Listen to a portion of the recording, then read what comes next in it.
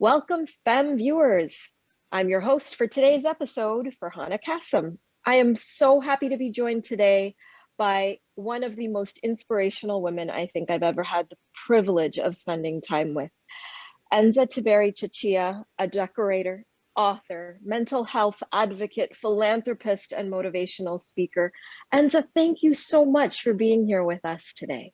Well, thank you. Thank you for having me and giving me this opportunity to share with other women. Well, that's what we're all here to do today and learn from one another. I think your story is especially inspiring. I know that you're a public figure, you have a website, and your background as probably one of our city's most renowned interior decorators. That's not news. That's not the story. Anybody who wants to find that out can find that out if they want to. You're a simple Google search that way. But what I think our viewers would really benefit from hearing about is the transformational journey that you've been on in the last about 5 years. If I could ask you to maybe take us on a little trip with you, share with me, consider me the Instagram audience that we're trying to share a little bit of motivation and inspiration, especially through this past year of COVID, where I think a lot of women are also on their own transformational journey. I think your story will resonate really well. I'm going to turn it over to you, Enza. Can you share with us what the last 5 years has been like for you? Yes, thank you. Thank you. Yeah, the Enza of the past, you can find it at MIEtcetera.com. But the Enza right now that's been through a transformational process, which is what I like to call trauma, that has molded me and shaped me and gotten me to this place of freedom, independence, and really self-love that I didn't think was possible without it. So I'll basically just tell you kind of everything that happened and how it transformed me and what I did as a result of it. In 2015, I had a motor vehicle accident. That was pretty critical. A young man died. He didn't walk away from the accident. At that time, about a few months later in November, my 51st birthday, my staff had put together a birthday cake and we're celebrating my 51st birthday. Something had happened with a staff member, beautiful member of my team, who's still a dear friend today. Something she said hit me the wrong way. It was a little bit of a kind of both of us not quite right with what had happened. And I think it was the catalyst that just said to me, I'm done, and her and I talked about this before because it also changed her life. And from that moment, I knew I had to consciously complete my business. My business was complete. She had done everything she was here to do. The space we were in was a sacred space and a healing space. And I believed that it was time to move on. I didn't know what was going to happen with me. I didn't know what I wanted to pursue. I just knew that I needed at least a year and I was taking a self-funded sabbatical. So fast forward June 2016, on the 28th of June, and moving out of my studio. And a month later, my then father-in-law dies. And he was a second father to me. My dad died when I was very, in my young adult life, 24 years old. So it was like losing a father again. That was pretty traumatic for all of us, obviously, for losing a loved one. We got through that as a family, and a couple of months later, my mother started not being well. She ended up having some kind of problem with her brain, and she decided not to have surgery. On June the 8th is when I launched, of 2017 is when I launched MI Etcetera. And that is the blog that exists, that is my platform to share, to connect and to ignite. It's a community where we talk about mental illness and sometimes women's issues and family and whatever comes up. And it's a safe place for us to have those discussions. And mostly it starts with me kind of being raw and being open and vulnerable to what I've been through. And people really relate to that. It gives them permission to open up. I'm really proud of that blog. It started June the 8th of 2016. And sorry, 2017, which was a year after I moved out of the studio. Of course, 11 days later, on the 19th of June, my mother's brain starts to bleed. And at that time, right, my brother called me that morning and said he was off to the hospital with my mom. And in a series of 12 days, my mother had 4 surgeries, 4. She was 80 years old at the time, and she survived all of them. She was paralyzed on one side of her body. So when I was looking for a place for her to go, retirement community for her, I needed, personal assistance, all kinds of things. But by the time I found her a retirement home that she could go to, she had totally healed, and she was with a walker. And to this day, she's completely healed. But suffice it to say, obviously, that was huge trauma. It took from June when she got sick until May of 2018 to get my mother's home sold and get my mom settled in the retirement home. Actually, that happened in September. And then 2 days after her house was sold, I left. I decided, I had also, back it up. I had my brother who has been on a mental health pension for 30 years since my father died. We're suicide loss survivors. My father took his life when I was 3 months pregnant with my first child. That's some of the historical trauma. My brother was home when it happened, so he actually never moved too much forward. Let's just honor that for a minute. He's a beautiful, kind soul. And I was trying to find him a place to live because putting my mother in a retirement home, he lived with my mother, meant that he would have no place to live. And suffice it to say, I left 2 days after my mother's house sold, and he was staying with his ex and his children till he found something. By the time I came home, 26 or 28 days later, he had found a place on his own. So that lesson was sometimes when we want to do too much to help those we love, we actually don't empower them. We enable them to stay exactly where they are. We give off an unintended energy of, you can't do this, I have to do it for you. And I think so many women are guilty of that. I mean, I know I am. I feel like it's something that I need to do as a caregiver, as a parent, as a friend. It's a great lesson. I'm so happy that you chose to highlight that. You're right. Sometimes by letting go, we actually do empower the people we want to protect and take care of. It's probably better that they learn those lessons and we help them on that journey. I will stop interrupting you. Please do continue. So yeah, that was the first big lesson that, when you let go, and I remember then my therapist just said to me, try this on for size. And I basically did, and it worked. I said to my brother, I'm here for you. I believe in you. You can do this. Tell me what your plan is, and I'm here to support you. It's a very different energy. It's an energy of, you've got this, and I'm here to support you. Whereas before it was, okay, here's some people that I know that have condos for rent and blah, blah, blah, blah, blah, which was basically telling him, I've got to tell you what to do. Didn't even realize that. So that was a big lesson. Came back. He was fine. I was getting clear in 2018 about my marriage and how the huge transformation in myself had created a different dynamic in my relationship with my husband. We weren't kind of clicking the way we used to click. And some of the clicks that we weren't clicking anymore were good. They were fixes. But my daughter was getting married, and she was getting married in 2019. I realized in January, I remember speaking to my husband, and we had come up with a plan, and it was that, one of us would be moving out, giving the other one some space. In April, I basically fell on my face. Another accident at the local grocery store. I fell on my face, hit my head, my nose. Couldn't get more clear than that if you look at signs. And it woke me up. Oh my goodness, you literally got slapped in the face, but by a fall. It was like the universe wanted to make sure that I understood that she was taking over, right? It's like the pavement came up to reach me, right? So, absolutely. Talk about making sure you didn't miss the signs. Oh, wow. Yeah, absolutely. And it was 3 months before my daughter's wedding. Go figure, right? Biggest day of her life, of our life. And I fall. So I made it through the wedding. In terms of my pain, the pain was very, very tough. Even putting on heels for the day and you know, the regular things you do on a special occasion were painful for me, but we got through it. It was an incredible day.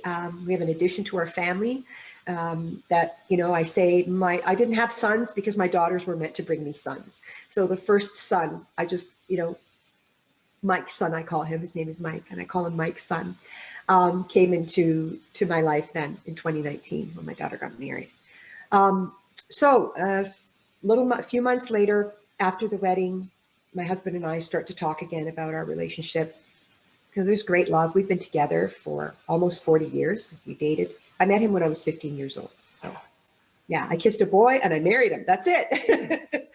And there's a lot of love, a lot of respect. We have a lot of history. We've been through a lot of things and supported each other, but it just was no longer. I think the worst thing we can do when we know something is complete is to do nothing, right? And it was like, you know, I was really reassessing my life, you know, letting my business go, completing my business, and now my marriage. It was really assessing the things that no longer were working for the person I'd become. So when I left my marriage, or sorry, when I left my home, I left in 2020, so just a little over a year ago. It was the first time I'd ever lived alone. I went from my parents' home to my matrimonial home. So it you know, had its ups and downs. It had its challenges. Obviously, my children were hugely supportive. And even my husband, I mean, if you can imagine, he helped me move. And my children and their husbands and boyfriends. It was a family affair of me moving out of the house. That speaks volumes to the type of people that you clearly surround yourself with, Yeah. and the way that you chose to approach this journey and this time of change. It's beautiful. It's very inspiring. So Yes. you continue on this path of reinvention. You've walked away from a thriving business. You've left the longest relationship your life probably has in it. What's next? What happened? Oh, well, the trauma wasn't done yet. We were trying to be as kind to each other as we could be, you know, in spite of obviously the emotional stuff going on for each of us. We were still able to pull that kindness from the love that we still have for each other, and not ignore the sadness, the deep sadness. I mean, my future I didn't have a future. I always pictured a future with him, downsizing, retiring, and children, and with our children and grandchildren, you know, and that wasn't happening. You know, that dream was no longer. So here we are, February of last year. So I've moved out of the house for a month, and February 3rd, I have another car accident. And again, how the universe, she is brilliant. She's brilliant when she wants us to know that it's her. It was a young man, and I was hit from behind again, minding my own business. It was the same setup of the first accident, except this young man didn't die. So it was almost like a do-over that said, okay, we're taking you back to that accident. I'm going to give you an opportunity to heal. Because what happened was all that trauma that I had not really delved into back in 2015, because I just kept going, which has kind of been my MO for most of my life. And it's not a good MO, ladies. Do not just keep going, breathe, and all of that. And yeah, so that car accident brought it all up. I'm a grandmother, and when I first, I'm a grandmother. When I first started the therapy, I remember one of my goals was when my granddaughter is born, I want to be able to hold her without pain. And I reached that goal. And the goals that I have now are to be able to do yoga without pain, and to be able to go to the grocery store and come home with the groceries and not be in pain. So it has been a journey of chronic pain and healing physically, but it's also been connecting the very crucial dots that I knew on a logical level, but now I know viscerally and experientially that the emotional body and the mental body and our physical body are connected, right? And this is the work that I am now doing, going into somatic work to get whatever is left in my body, find where those traumatic experiences are in my body, because I just kept going and didn't honor them, and help them come out of my body with other methods of healing. That's where That's I'm incredible. at the moment. Wow. Yeah. Wow. Talk about a story. My goodness. complete reinvention. Enza, part of your bio tells me that you're an author. Can you share a little bit about your book and how it can continue to inspire people like me on our journey? Yes, well, it's not my book per se. I'm in a book with 37 other incredible humans who the thread that brought us together to be in this compilation is that we all have a story about mental illness and surviving and thriving. So I always say, you know, it's a great book to share and to give because you're going to resonate with at least one or more of the stories. My story is called The Question. I don't want to spoil it. And I will leave one of these as a giveaway for you as well. Winter Tickle Press, Brainstorm Revolution. You can get it on Amazon. You can get it at Indigo. We did quite a few book signings. We did a whole book signing tour. It was incredible to be part of this.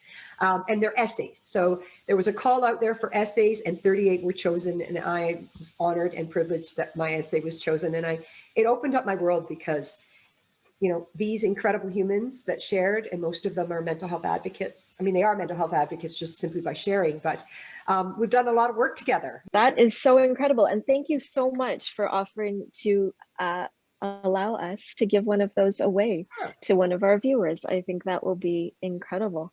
Enza, you founded an organization called Hats On. Can you tell us a little bit about what Hats On is and what it aspires to do? Yes. So Hats On for Awareness is a charity that I co-founded in honor of my late father.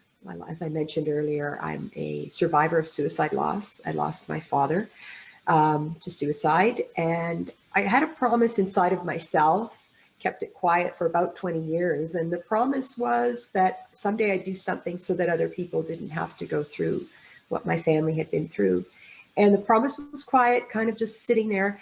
And one day I spoke it out loud to a friend, and he immediately said, let's do it together. And next thing you know, we were co-founding Hats On for Awareness. And by the 10th year, it had raised over $1 million for programs in Toronto, in Ontario, for those living with and affected by mental illness. And we're quite proud. It's a huge community. The amount of volunteers and the volunteerism, this is how Michelle and I met, that come out to support the Hats On community has been tremendous. I mean, it wouldn't happen any other way. And the last gala prior to COVID in 2019, there was, I think, 1,100 people, if I'm not mistaken. So it has grown. Again, it's the strength of the community is what has been the reason for its growth and for the amount of money that's been raised and the amount of good that it does for, you know, people in need. And now, you know, after COVID, there's going to be even more needed, right? We're all in a global kind of trauma-induced state right now. You know, and trauma is a spectrum, but they say if you don't know what's going to happen next, and you're not in control of what's going to happen, then that constitutes trauma. So globally, that's true for everyone. So we are all experiencing trauma at the same time. So suddenly, you know, somebody like me, when COVID first started, I realized I wasn't as anxious as a lot of my family and friends. And it was this knowing that, well, I've been in trauma for a lot of my life. So it's like now I can probably help people navigate, right? Because I've been through it. And that's what I think is next for me. It's going to be a big wave after this. Peer support is going to be crucial. We only have so many, you know, doctors and nurses and practitioners. And however I'm going to serve, I wait for it to reveal itself to me, right? Callings find us, right? Well, I genuinely hope that the next time you get a message from the universe, it doesn't involve any injuries. You and me both. But if that's what it takes, I mean, sometimes, you know, the universe has got to take me right out, right? I don't go down easy. I just keep going and going and going. And finally she says, okay, we're going to take you down at the knees. Oh, we also forgot the part.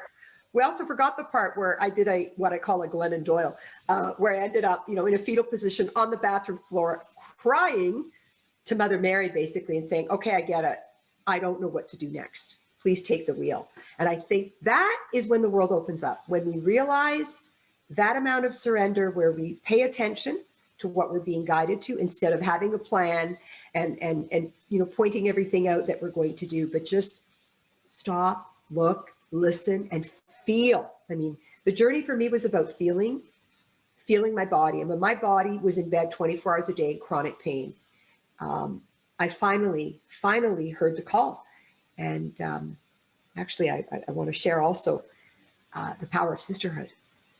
I called a friend, or I can't remember, I think she may have called me because she kind of had this spidey sense when I was at my worst.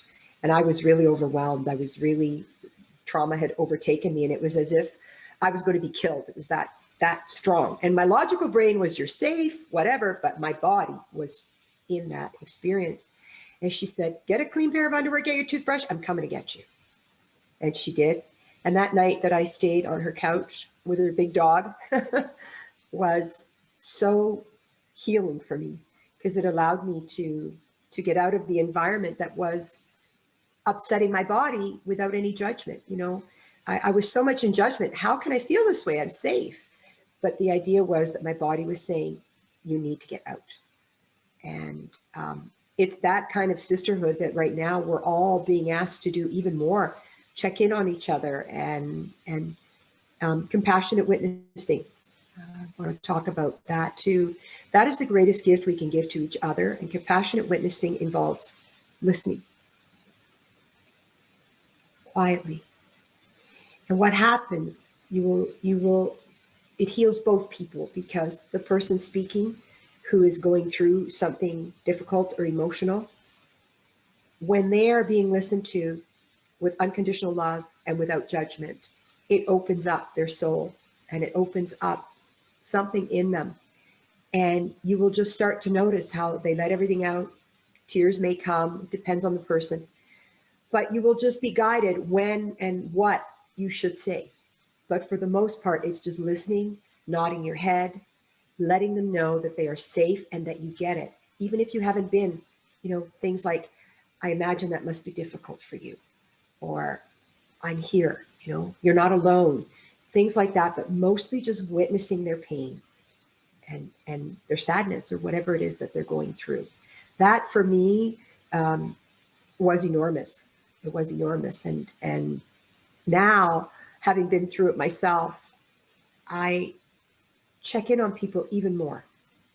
And I become a safe place for them I don't have to ask 3 or 4 or 5 questions. I just text them, how are you doing today? And they'll say, can we do a call in an hour, right?